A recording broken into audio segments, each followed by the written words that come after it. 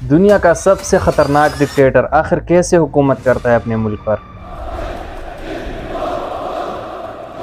North Korea में लोगों की डेली लाइफ कैसे गुजरती है, ये सोचने में भी आपको घुटन महसूस होगी।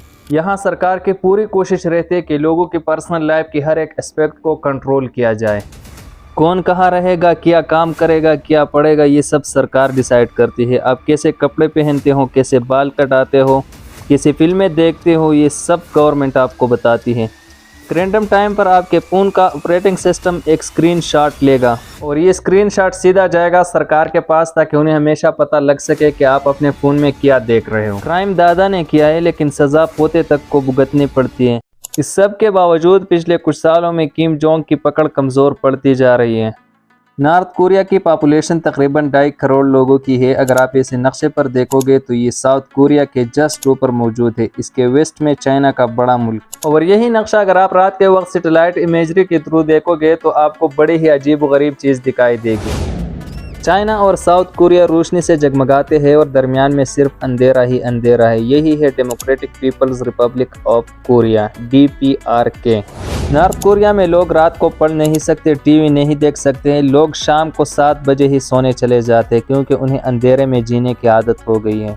साल 1995 में मेंढकों की पॉपुलेशन धीरे धीरे गायब हो रही थी। बाद में लोगों को समझ में आया कि लोग इतने भूखे हो गए थे कि उन्होंने मेंढकों का शिकार करना शुरू कर दिया था। 1995 और 1998 के दरमियान नॉर्थ कोरिया में जो कहत पड़ा वो सबसे बड़े मैन मेड कैटास्ट्रोफीज में से एक था। लेकिन कमाल की बात यह है दोस्तों कि नॉर्थ कोरिया की हालत हमेशा ऐसा नहीं होती थी। एक वक्त था जब नॉर्थ कोरिया साउथ कोरिया से बेहतर हुआ करता था। साल 1980 में पर कैपिटा GDP के मामले में नॉर्थ कोरिया इंडिया और चाइना दोनों से आगे था। यहाँ सबको free health care, education, transport जैसे सहूलियात दी जाती थी। लेकिन इनके मसाइल शुरू हुए 90s के समय में, जब सोवियत यूनियन टूट के बिखर गया। In Moscow, the hammer and sickle is lowered for the last time, and an era comes to an end. USSR के कोलैप्स होने के बाद नॉर्थ कोरिया की इकोनॉमी भी बुरी तरह क्रैश कर गई। पावर स्टेशंस बंद हो गए, लाइट्स चली गई और लोग भूख से मरने लगे।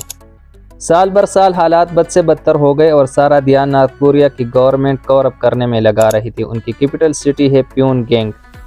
यहाँ स्टेबल सोशलिज्म का मॉडल बताने के लिए उन्होंने सारे होमलेस और भूखे लोगों को गायब कर दिया शहर से। यहाँ रहने वाले रूलिंग पार्टी के वर्कर्स को सारी सहूलियात मिलती रही, लेकिन शहर के बाहर हालात बिल्कुल ही ख़राब थे। इसके अलावा नॉर्थ कोरिया की गवर्नमेंट गिल्ट बाय एसोसिएशन को मानती है।